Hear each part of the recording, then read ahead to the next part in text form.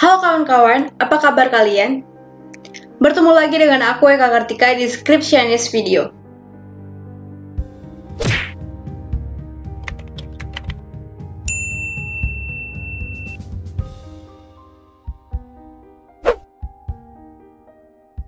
Well, hari ini kita akan membahas tentang fenomena COVID-19 di India.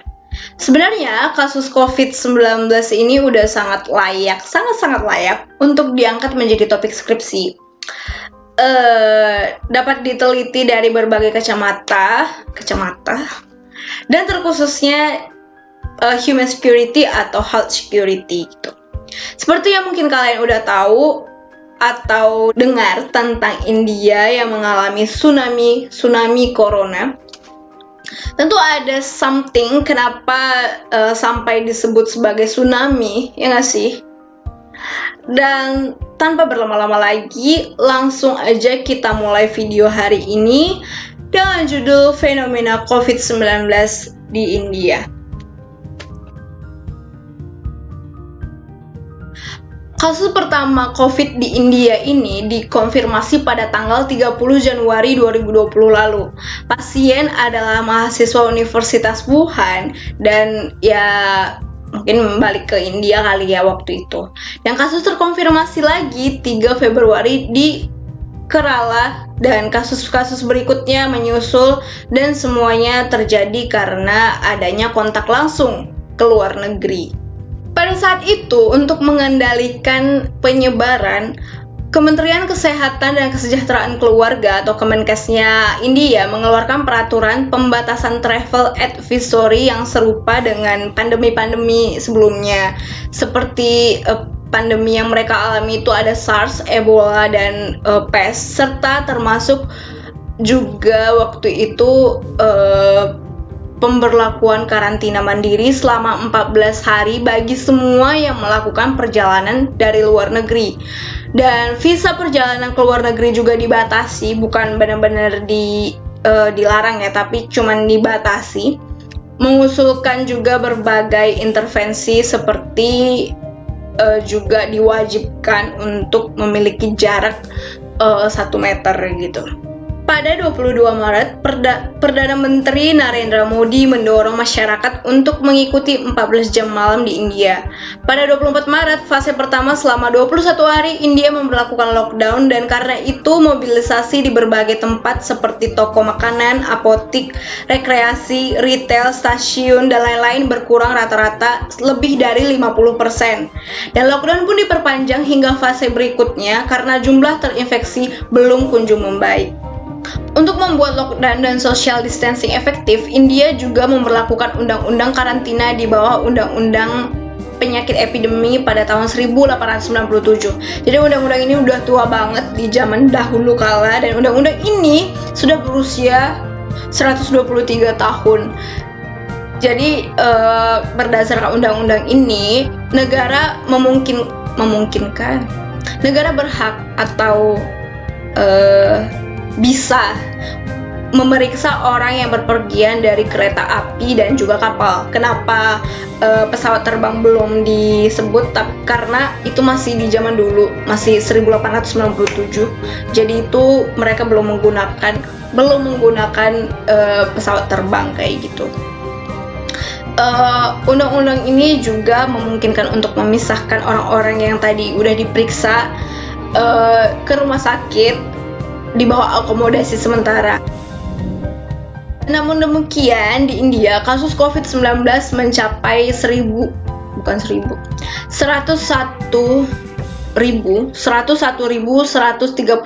orang pada 18 Mei. Dan awalnya dianggap bahwa India menangani dengan baik sejumlah kecil kasus positif COVID-19 karena penularan terbatas. Katanya penularan terbatas selama social distancing diberlakukan dan lockdown gitu. Namun di akhir semua fase lockdown, tadi kan ada 21 hari lockdown terus diperpanjang lagi kan, India mengalami total 1.000 lagi. Kenapa sih gue 1.000 mulu?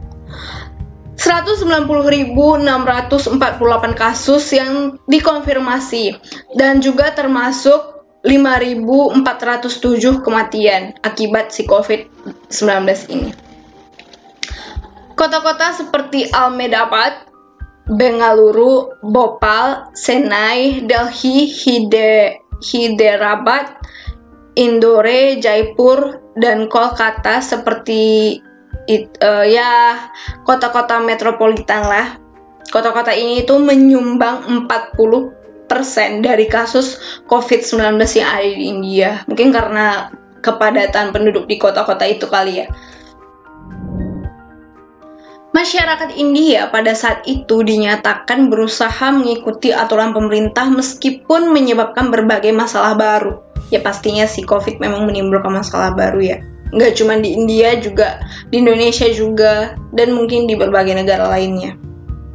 Jadi masalah-masalah baru yang mereka alami itu kayak kesulitan ekonomi, udah absolutely, pengangguran pastinya, kelaparan, kesehatan mental. Ini parah, kesehatan mental ini yang paling parah menurutku. Bahkan kasus bunuh diri karena berbagai penyakit banyak dilaporkan.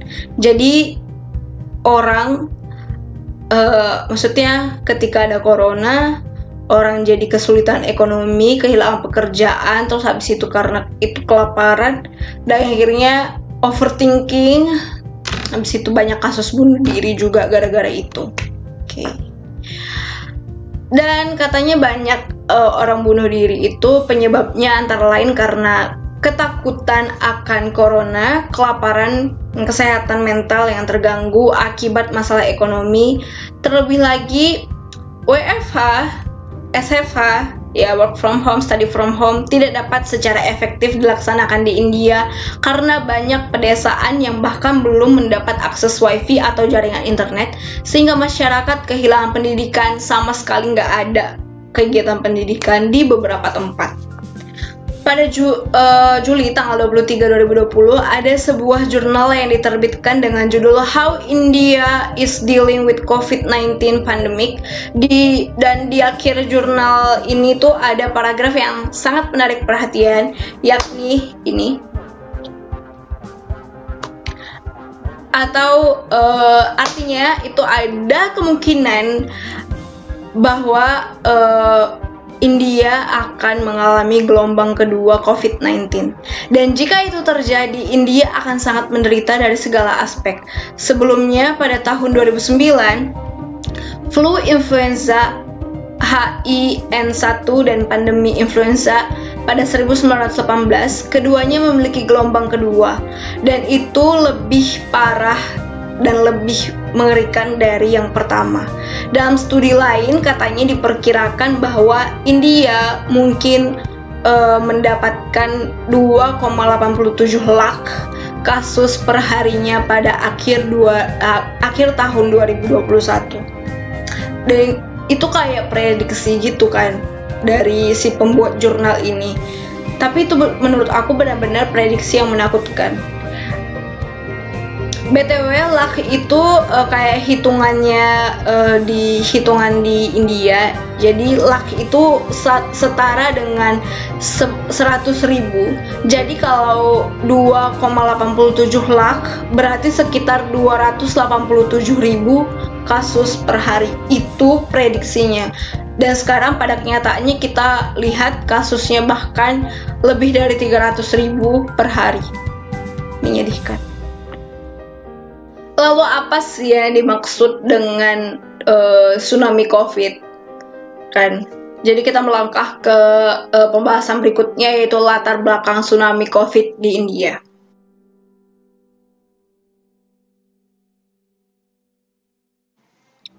Jadi yang dipercaya menjadi penyebab gelombang tsunami corona ini adalah festival keagamaan dan pawai politik yang tetap diizinkan oleh pemerintah India. Jumlah kasus yang menurun di Januari 2021 itu membuat India menjadi optimis untuk melonggarkan peraturan dan mengizinkan beberapa hal yang memicu keramaian.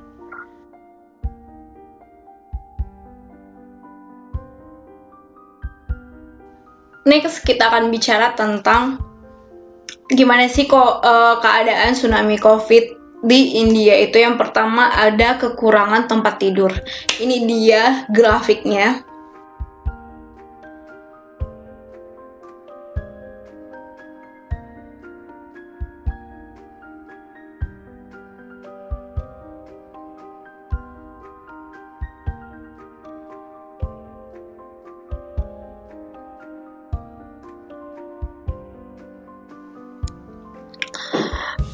Dan itu semua karena kayak kasusnya tuh lebih dari 200.000, 300.000 gitu per hari. Jadi di rumah sakit itu udah kehabisan tempat tidur, terutama di kota-kota yang tadi disebutin yang kota-kota metropolitan gitu. Dan kematian itu banyak yang tidak dilaporkan, menjadikan korban lebih dari 180.000 korban meninggal sejak pandemi dimulai di India gitu.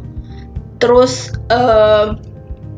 krematorium atau tempat untuk mengkremasi gitu telah berjalan siang dan malam di beberapa kota, dan orang harus menunggu berjam-jam agar keluarganya yang meninggal itu dikremasi atau dikuburkan. Jadi kayak mereka harus mengantri gitu.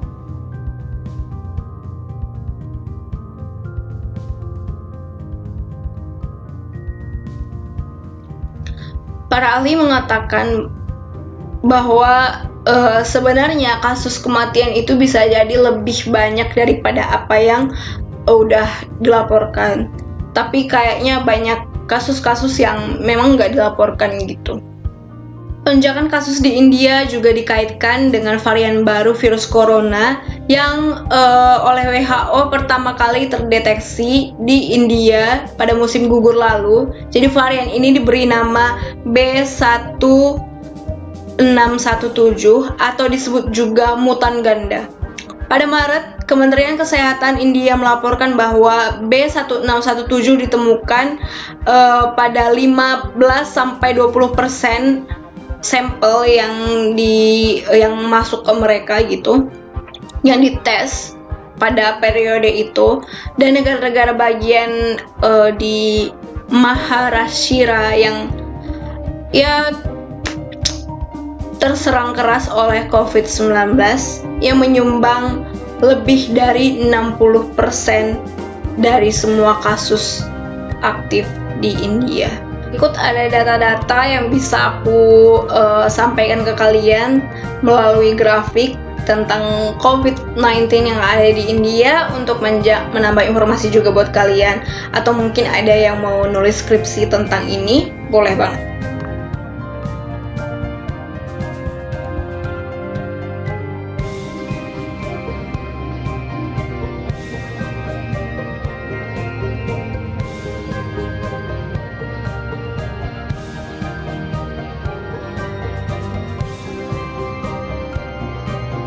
Itu dia pembahasan kita pada hari ini. Boleh di like, comment, share, dan juga subscribe buat kalian yang belum. Aku berharap video hari ini itu bisa lebih informatif untuk kalian semua yang udah nonton. Terima kasih banyak, dan tetap jaga kesehatan. Kamu menjaga diri kamu, berarti kamu juga menjaga orang-orang yang kamu sayang, supaya kita benar-benar bisa terlepas dari yang namanya COVID-19 ini, karena sampai sekarang COVID ini masih ada, teman-teman. Jadi tetap waspada, dan sampai jumpa di pembahasan berikutnya. Te amo.